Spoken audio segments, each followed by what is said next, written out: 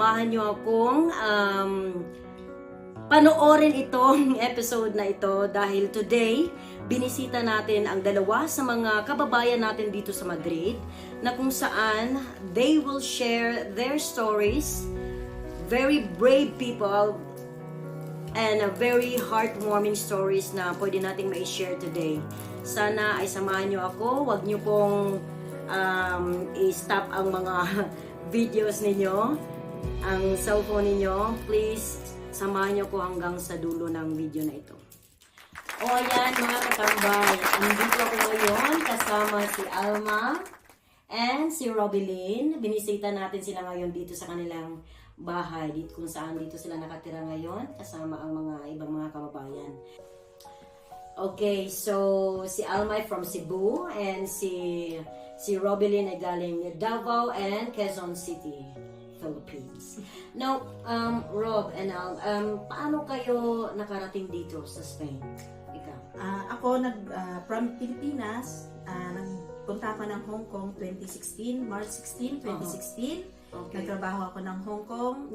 Ang naging amo ko doon is dalawa. Yung una, nag-terminate ako sa North Point. Okay. Tapos yung pangalawa, doon ako umabot ng 5 years. Which is, ang pangalan ng pinagsisilbihan ko doon is buong family. Okay. From Hong Kong, nag-apply ako na pumunta ng Spain, nagbalak kasi yung kaibigan ko, sabi niya gano'n sa akin na maganda rito sa Spain kasi may mga ganun-ganun nga. Tapos ang sabi ko, sige, hindi ko pa panahon ngayon. Aantayin ko yung panahon na ibinigay sa akin ni Lord. So 2021, November 21, 2021, nag-apply ako ng agency sa Hong Kong papunta ng Poland. So from Hong Kong, Poland, nag-stay ako ng Poland ng 9 days, tapos tumawid ako dito sa Spain. Okay, so yun ang story mo. Ikaw naman, Al. Ako naman, way back 2010, ay nag-apply ako papuntang Hong Kong. And then, after that, I apply also going to Poland and then coming here in Spain. Okay. So pareho kayo galing Poland din, bago nakarating. Doon kayo nagkita? Yes. Ah. No. Ano?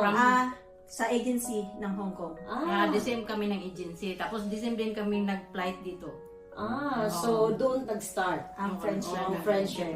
Okay, wow. So ayan, nung dumating kayo dito sa Spain, Madrid direktamente, no? So, nakahanap kayo ng trabaho agad? Ako, nung dumating ako dito ng September 24, nag-start ako ng trabaho September 26. Why? Swerte, no? Tapos, naging 2 weeks lang ako doon. Okay. Tapos, after noon, nakilala ko tong amo ko. Until now, dito pa rin ako sa kanila. Wow, swerte. What about you? Ako naman, umabot pa ako ng almost 2 months bago ako nakakita ng trabaho. Tapos buti na lang mayroon akong extra money na dala kasi kung hindi mahirap kaya mamuhay sa dito Spain. Yes. Because yung magbabayad ka ng bahay, correct. Tapos yung pagkain mo, paano kung yung pera mo kunti lang. Wala nga nga. So wala. So mabuti na lang mayroon akong 1,500 euro na na baon. pero naubos talaga yun. Mga 2 months ubos na yun. Ubos ya. Tapos naswerte naman ako, nakakita ako ng ng amo after 1 month and 3 weeks I think. Tapos yun na yung naging amo ko Until now. Wow, hindi. So therefore, ang pagpunta dito, yung parang, let's say, illegal entry, no? Na kailangan mo talagang maghanda. Oo. Pag pumunta kayo dito, tips lang na dapat talaga may bala kayo. May bala. Kasi kung yung pera nyo lang tama lang sa pamasahe na ganyan, hindi ninyo alam, kagaya ng case ko. O hindi ka agad ako nakita ng trabaho. Maswerte na po si Robilyn na pagdating swerte na yung mismo. sa'yo na automatic. Na mayroon talaga siyang trabaho kagaya sa amin. Claro. Almost 2 months. Paano ka mabubuhay? Ang bahay pa lang dito, kumbaga 10,000 pesos. Claro. Diba? Ano lang yun, bid space. Correct. Paano pag wala kang pera? Exactamente. Now, ang kasi dyan is akala nilang madaling maghanap ng trabaho, especially sa mga babae, which is totoo naman, pero hindi sa lahat ng panahon. Yes. No, no, swertehan lang din ang paghanap ng trabaho. Oo. So dapat handa tayo. Oo, nakahanda. Pagdating dito, handa tayo budget, Correct. mentally, emotionally, lahat dapat handa. Oh, lahat no? na, dala-dala mo lahat yun. Correct, Diyos ko Lord. Kasi kung hindi, Diba? wala. Ano ka, Naswertehan din alakal sa'yo. eh. What about sa paghanap niyo ng bahay? Paano niyo kasi mga katambay, mano-mano kasi yung pagpunta nila dito. Kumbaga, hindi siya direct hired na workers, no? Nag-tour sila hanggang sa dito na sila nagstay. So, paano yun? Paano, may contact na kayo, naghanap na kayo before, na, oy, may bahay ba dyan, na pwedeng, Oo, nandun pa lang kami sa Pulan. Uh-huh. Meron na kaming mga friend na nandito sa Spain. So, sila yung naghanap sa kami ng, ng bahay.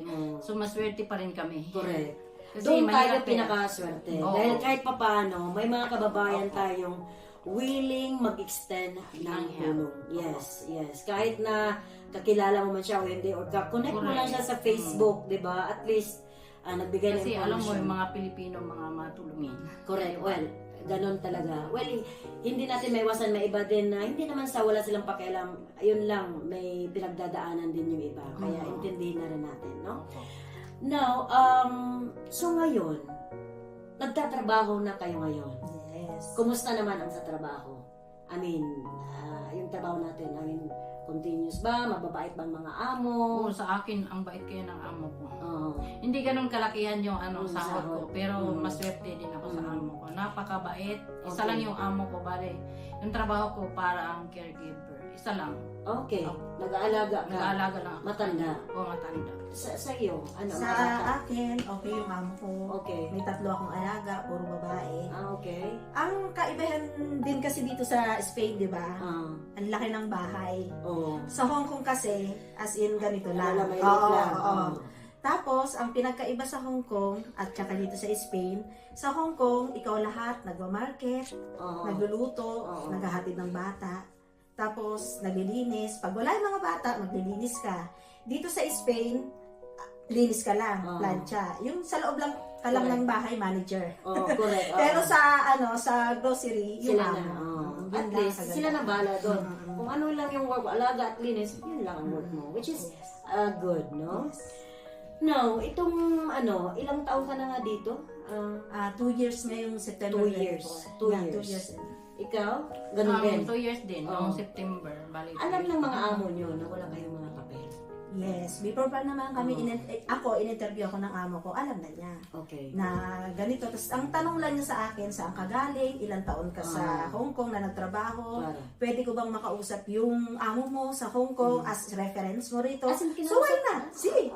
Okay. Kinausap niya. Tinawag ko yung amo ko na ma'am, ganito, ganyan, na may gustong kumausap sa'yo. Siya Yes. yung tatanggap ko na siya yung magiging amo ko dito sa Espanya. Importante Sabi- reference. Reference. So, yun, silang dalawa nag-usap. Binigay ko yung That's phone ko good. sa kanya. So, Okay. silang dalawa nag-usap. So, maya-maya sabi niya, you're high. Ay, pasok sa bangin. Diba? Ganon din ang sa'yo? O ano? Hindi, sa akin naman hindi na Hindi na. ng reference. Kasi parang may sa akin Na-recommend. recommend. Okay. Recommend. Well, that's good. Now, ang natin ngayon, in-insured kayo? Or kumuha kayo ng insurance? Sarili niyo? Ako kasi, nung in-interview ko ng amo ko, pero sabi naman niya sa akin, ganito yung salary mo, tapos yung, di ba may paga dito? Ito lang din yung magandahan dito sa Spain, may paga eh. Kasi sa Extra. Hong Kong Ang wala. paga po ay bonus, no? Or extra pay. Oo. Tapos yun, insurance, kinuha naman. Okay. Yun ang importante. Kasi nga, kung wala tayong papel, importante na may insurance tayo.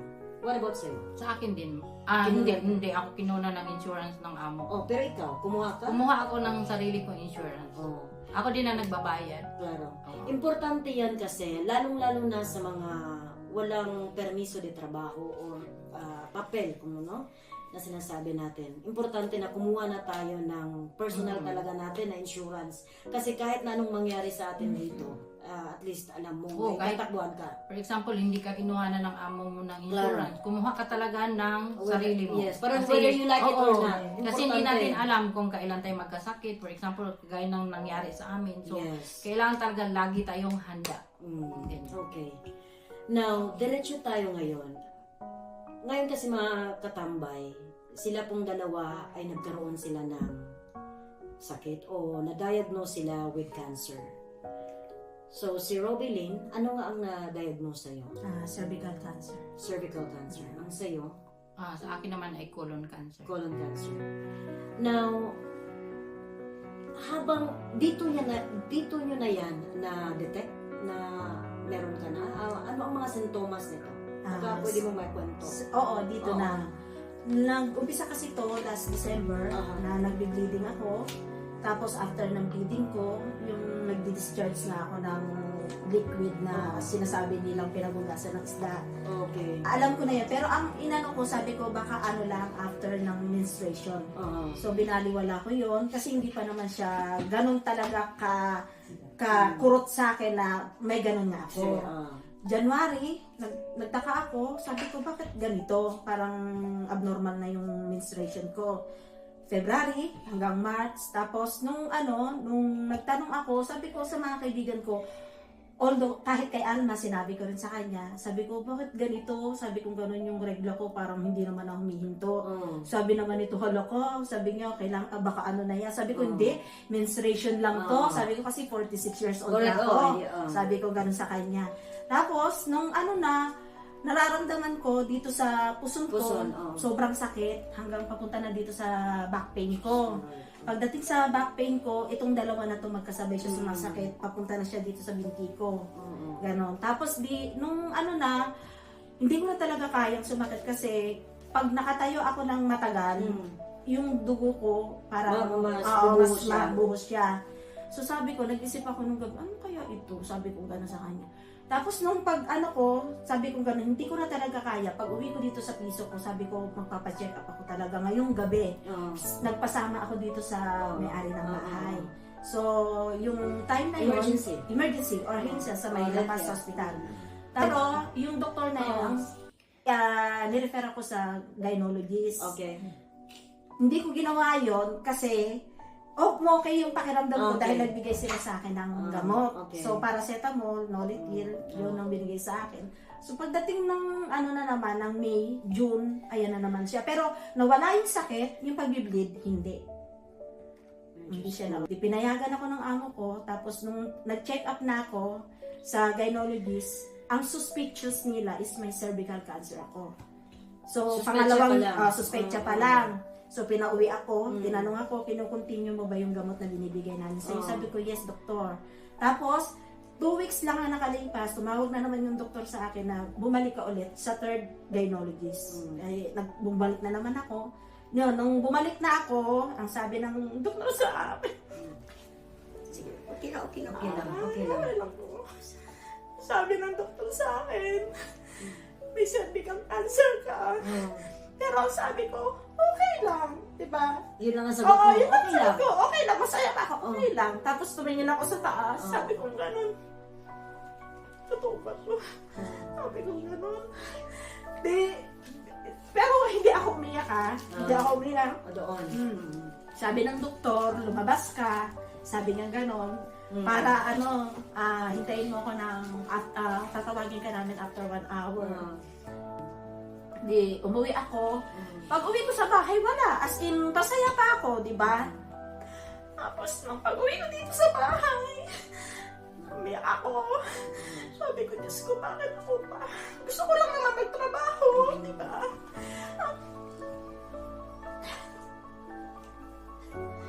So, yun na nga sabi ng doktor sa biopsy na meron kang cervical cancer stage 3. Diretso na sinabi sa yes. Anong naging reaction mo? Basta nung nasa ospital ako, sabi ko gano'n, okay.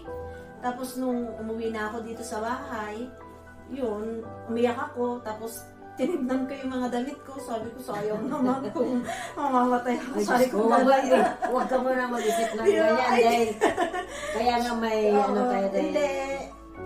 Kasi syempre, normal naman yun. Normal Yes. feelings na parang Normal reaction, no? Na kung ano-ano na lang naisip mo. oo, pag ganyan talaga, parang hindi mo hindi maiwasan na makaisip ka ng gano'n. No, laban lang. Kasi may mga doktor, mga magagandang doktor dito sa Spain, no? At saka tiwala lang and keep fighting. Dahil ikaw mismo dapat ang malakas nito, no? Labanan mo dyan yung kung ano mang nadyan sa alam Correct, mo, correct. no? Di ba? What about sa iyo?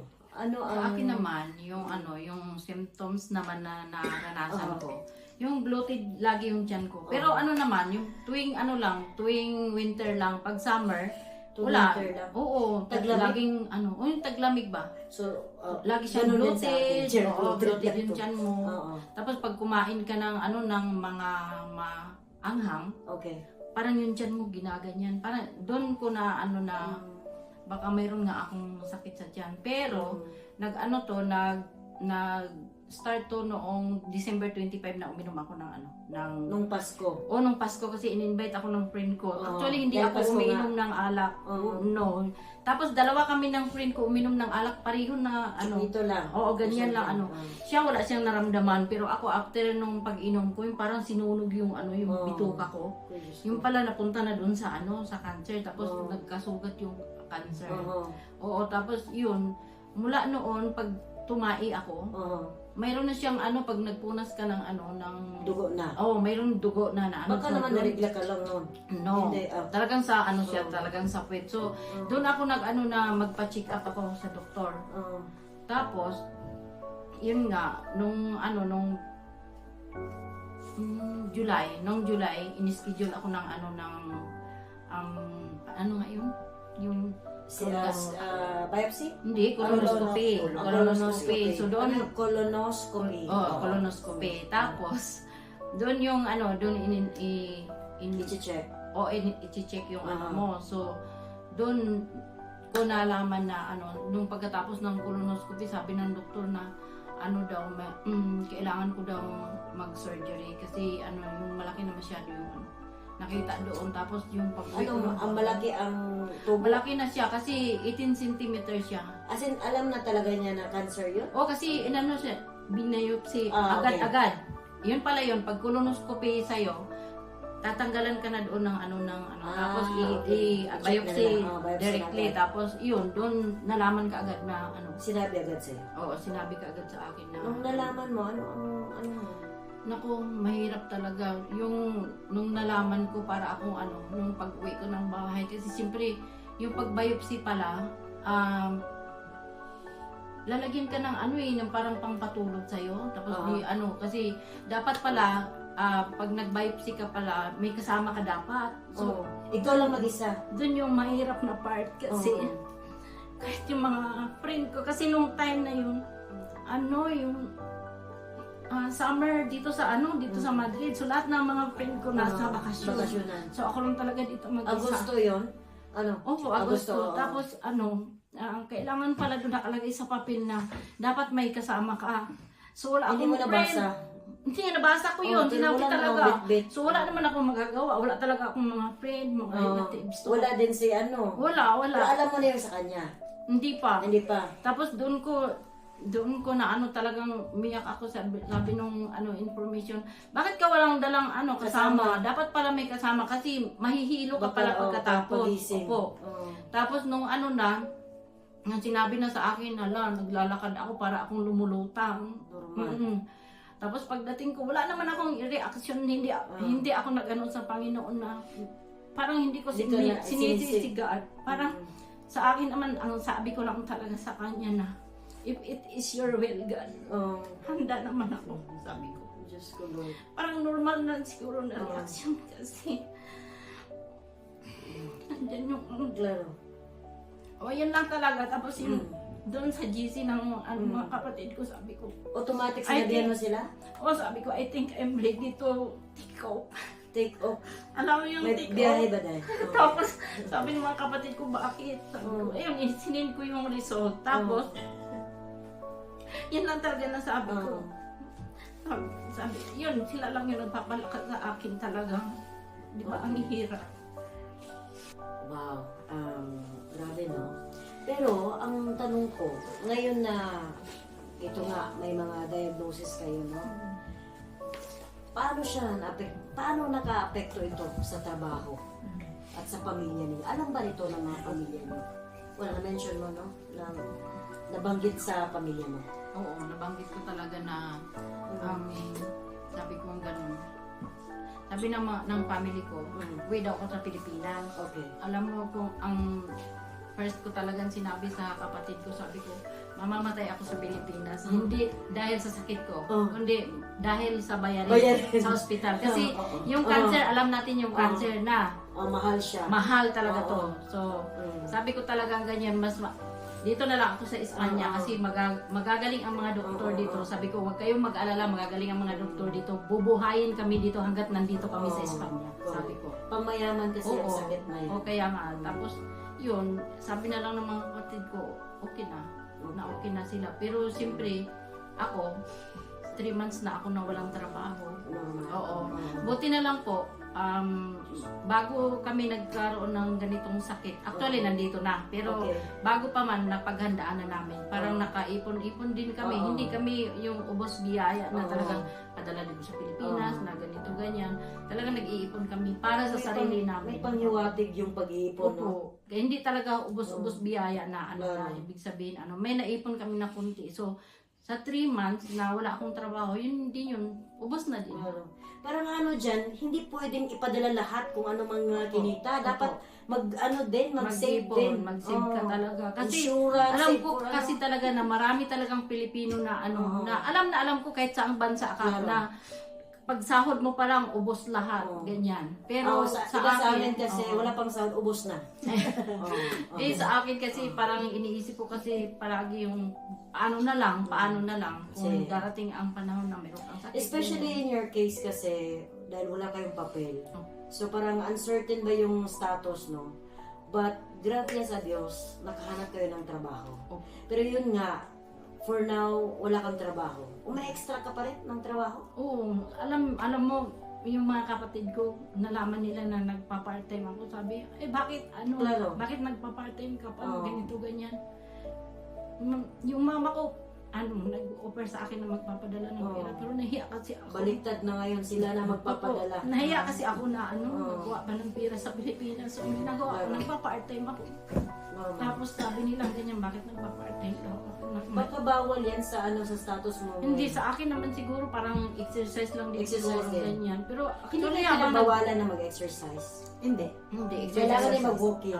Lalo na ako. Actually, habang ako, sumasakit talaga tiyan ko minsan doon sa part-time ko. Pero siyempre, Alam ng mga pinagtrabawan mo na may hindi. siyempre baka hindi na ako patatrabahuin. Hindi, wala na akong kita. Oo. Kaya hindi ko talaga sinabi na meron akong ganito. Trabaho Pero pa rin kaya ako. mo ba? Kaya. Pero Ako pa, anong stage fighter. yan sa'yo? Sa akin naman kasi, malaki na siya. Pero ang kinagandahan naman, yung cancer ko nandun lang talaga siya sa sa loob, hindi siya kumalat. Yung kagaya kay Tatanggalin Ruben yan? ako, tanggalin talaga siya, as in, tatanggalin yun, tapos idudugtog. Ganun. Pero may schedule ka na kailan tanggalin? Nung pa dapat, nung 9 ng October, pero hindi naman ako binigyan ng ng authorization ng insurance, so ma-reschedule siya ng mabuti na lang sa tiyaga ko na magbalik-balik doon sa insurance company talagang nung sabi ko wala Lord, hipuin mo naman yung puso ng mga taga-insurance. Sabi ko gano'n. Oo, talagang pumasok doon yung babae. Sabi ko, wala Lord, ganyan. Dasal talaga ako ng dasal. Buti pagbalik ng babae, sabi, okay na daw. Pero kailangan na lang nila yung schedule mismo kung kailan. Galing sa doktor. This coming Wednesday, pupunta ako sa doktor. Tapos sila yung magbibigay sa akin ng schedule. Pero yung pag-extra mo, kailangan i-check mo din na hindi rin yung totally maano yung katawan mo. Kasi baka bawal yan. Itanong mo yan sa doktor, Dok, pwede lang ba akong mag-jogging or magtrabaho ng mga labada or whatever, mga Huwag naman yung trabahong baka mag-carpenter. Hindi, lang naman, yung yung linis-linis, map-map, okay lang naman yun. Hindi, as long as hindi ka nagbubuhat, okay lang. Okay. Lang naman siya, yung linis-linis lang. Okay lang. So, nag-extra ka lang ngayon, no? And then, kumbaga parang isang kahig, isang tuka. Ganun na ang nangyari. Kasi siyempre, in 3 months, ubos na din yung yung inipon-ipon. Klaro. Kasi alam naman natin, ang bahay pa lang dito, ang mahal na. Correct. Anyway, what about sa'yo?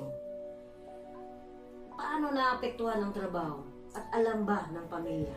Sa akin naman, naka-apekto talaga. Dahil wala kaming pamilya dito. So, ang inisip ko, kasi sabi ng doktor sa akin, 4 months akong hindi pwedeng mag-work. Okay. 4 months. Oh. So, ang inisip ko, yung 4 months na yon, saan ko kukunin yung iba? Di ba? Kasi hindi ako pwede mag-extra kasi Iba kasi yung case mo. nag-start na akong nag-chemotherapy. Oh. Sinubukan ko, sabi ko pang gano'n nung unang nag-chemotherapy ako, sabi ko gano'n baka, sinabihan naman ako ng doktor na 6 to 7, 8 days babalik yung lakas mo. Okay. So, sabi ko baka pwede ako mag-extra. So, Mag-i-extra baka ka hindi pa, ako. gusto mo. Siyempre, para sa income na lang dahil hindi mo alam kung saan ka kukuha ng lalo-lalo na Galing kayo mo, mag-extra pa po daw, parang tipong gano'n, Diyos ko, Lord. Oo, pero hindi ko ito pala yung- kaya. Oo, Hindi ko pala hindi, kaya. So, Normal kasi ang siguro. iniisip mo, yung ibabayad mo sa piso mo. Kaya, Tsaka yung pagkain. Yung pagkain. Mahirap kaya Kasi talaga mauubos pag- talaga yung dala yung Oo, balap kasi kasi po. ilang ano na rin. Pero paano yan? Alam mo ng pamilya mo? Oo. Nung una, ang nakaalam lang talaga nung una yung ate kong panganay. Oo. Tapos sabi ko talaga sa ate kong panganay na wag sasabihin sa mga anak ko, sa Ilan asawa anak ko. mo? 4. Malalaki Malaki naman na na sila. May apo na rin akong 2. So, yung... So, yun lang. Paano Sabi ko, tinanggap ng mga anak? Ng mga bata? nag-message sila sa akin. Sabi gano'n nung anak kong lalaki na, Mama, sabi niya gano'n, na hindi ko akalain magkakasakit ka ng ganyan. Pero sabi niya, hayaan mo, sabi niya gano'n, sa ngayon, wala akong may tutulong sa iyo, sabi ng anak kong gano'n. Tapos, yung pagkabasa ko ng gano'n, syempre, di ba, maiisip mo yung anak mo na gano'n yung ano sa'yo. Pero ang sabi ko sa mga anak ko, okay lang ako dito. Sabi ko gano'n, basta ang importante, ang gawin niyo dyan, mag-pray kayo para sa akin. Naisipan niyo bang umuwi? Hindi. Dahil sa sitwasyon ninyo? No, wala. Kasi So, ang iniisip ko talaga, mamamatay ako sa Pilipinas, Oo. as in. Dito, Pero may mga anak ka din, no? mayroon. Ilan? Dalawa. Alam mo, Malalaki ay, na. dalawa ang anak ko, tapos Oh. may ampon ako na isa, so Okay, tatlo sila. Okay. Alam mo, hindi ko pinaalam sa mga anak ko. Until now? Nung ano lang, nung 2 buwan bago ito, Oh. tsaka ko pa sinabi. Sabi ko talaga sa mga kapatid ko, huwag mong sabihin. Kasi Oo. parang ang hirap ba yung ikaw may sakit tapos yung parang naaano ako na Nag-aalala ka rin. nag-aalala, yung nag-aalala yung naaano ko na parang mag-alala tapos Nag-aalala ka na mag-aalala yung sila. oo, parang Alam yung mo mas yun? masakit yung sila yung nag-alala, yung parang gano'n. Ikaw namang may sakit, ikaw pang mag-alala. Oo, Alam mo tapos yun? oo. Tapos sabi nung anak ko nga, Mama, alam mo, ikaw lang palaging ang nasa isip ko. Yung parang pagkatapos kong pinaalam sa kanya, For masakit. sure, yung pamilya natin, at pamilya ninyo, Yeah. gustong pumunta dito at alagaan kayo. Yes. Oo. Totoo. Diba? Ikaw, Yung- naisipan mong, si Ate Robin, naisipan mong umuwi? Ako hindi talaga. Pero yung mga kapatid ko gusto akong umuwi. Pero ang sabi ko sa mga kapatid ko, magpapagamot muna ako dito. Okay. Uuwi ako ng Pilipinas, magaling na ako. Paano yan? Nagkikemo ka na? Oo, nag-start na ako ng chemo. Sinong sumasama sa'yo?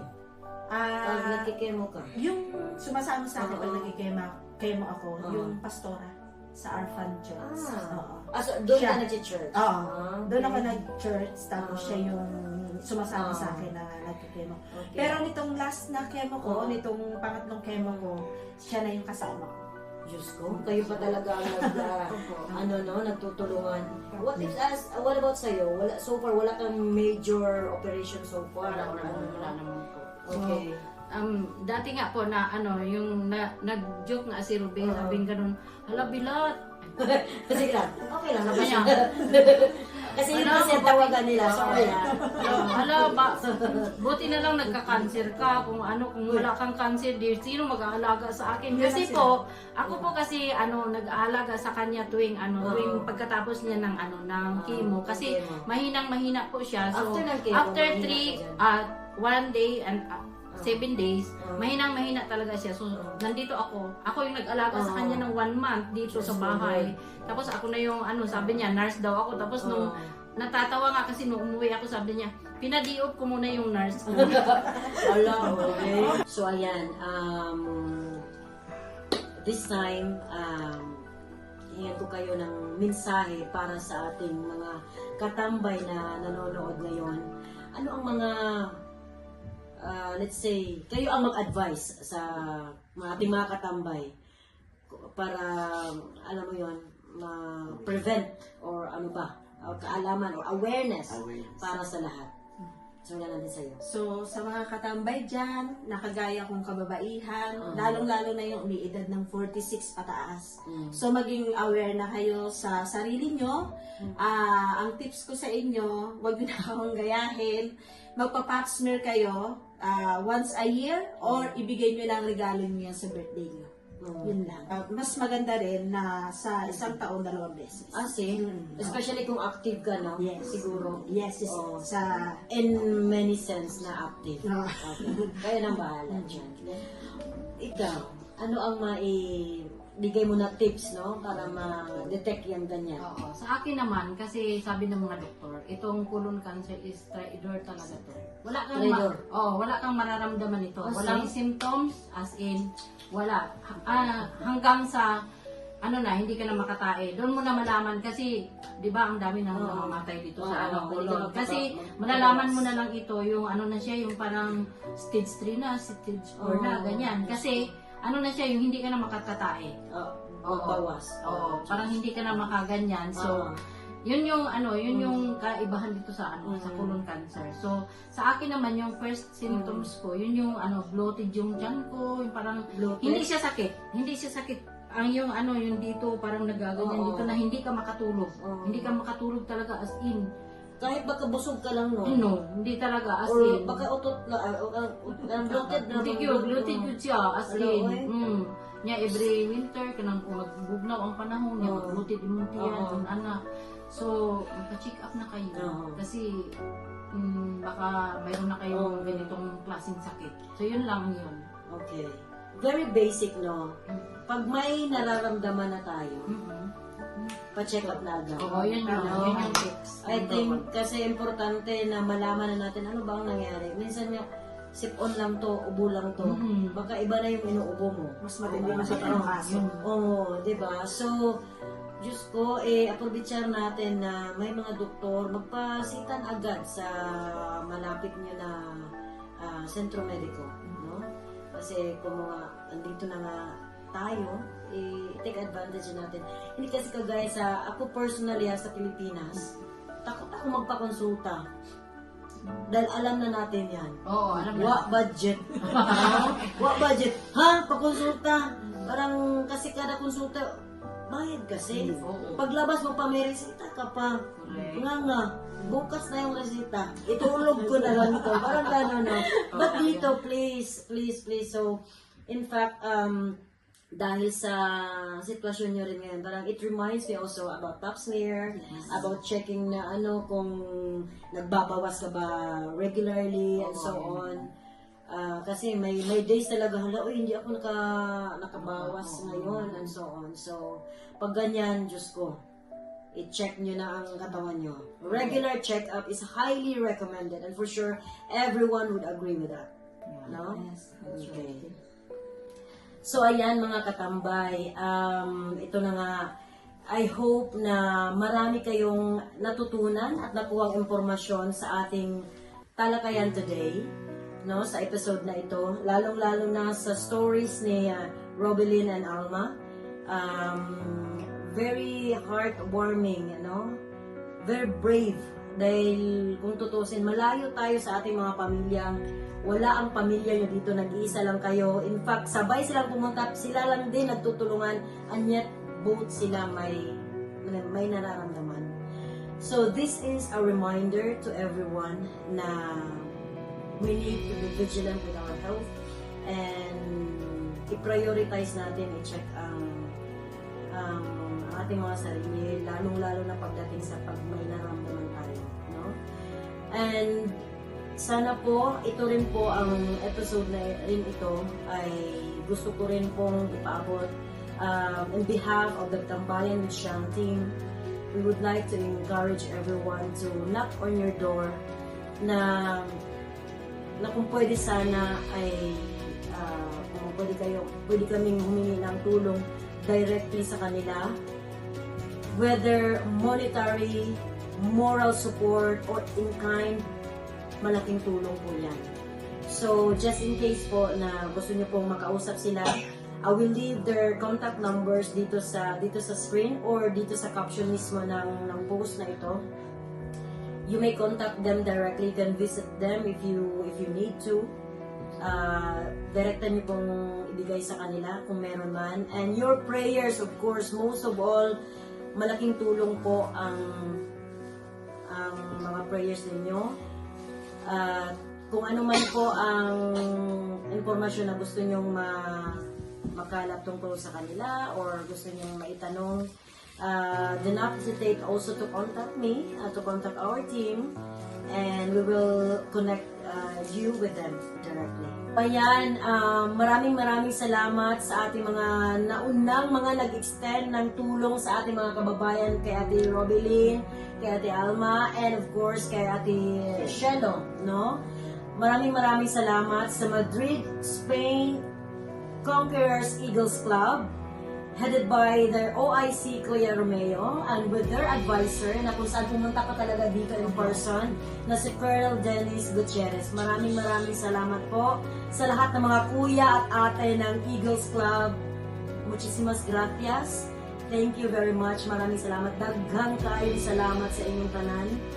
And of course, always nakasuporta sa inyo ang OFW JME Central Madrid Chapter Group, headed by President Emilio Yu. Kasama na doon si Tris at saka si Jonah. Maraming salamat sa mga tulong ninyo. Nako, hanggang ngayon kung saan na lang sila, kung naglako na sila, kung ba't na lang hindi kayo magbenta ng tubig dyan na ice water. Pinapasalamatan din natin ang ating mga senior citizen, ang Madrid Senior Society, headed by the President Lori Larios Porras. Maraming salamat sa inyo po.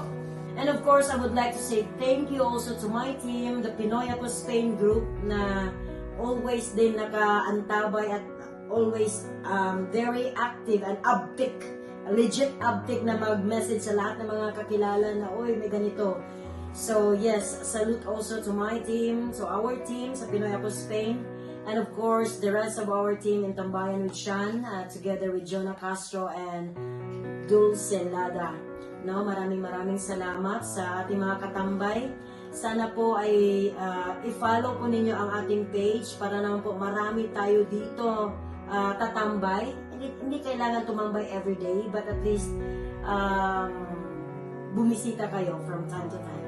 Maraming salamat, Ro. Salamat.